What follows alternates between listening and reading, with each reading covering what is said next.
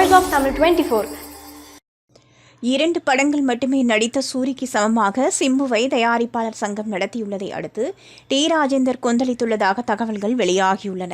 தயாரிப்பாளர் சங்கம் சமீபத்தில் கூடிய நிலையில் சில வரைமுறைகளை தொகுத்துள்ளதாக கூறப்படுகிறது. நடிகர்களை ஏ கிரேட், பி கிரேட் என பிரித்து அந்த நடிகர்களின் படங்களை ஓடிடியில் வெளியிடும் காலத்தை நிர்ணயம் செய்திருப்பதாக சொல்லப்படுகிறது.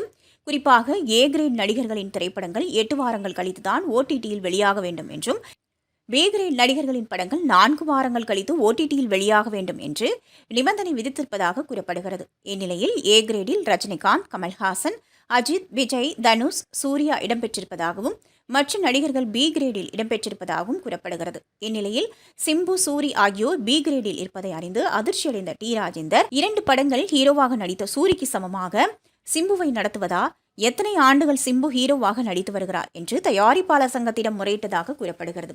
ஆனால் இதற்கு என்ன முடிவு கிடைக்கும் என்பதை பொறுத்திருந்துதான் பார்க்க வேண்டும்.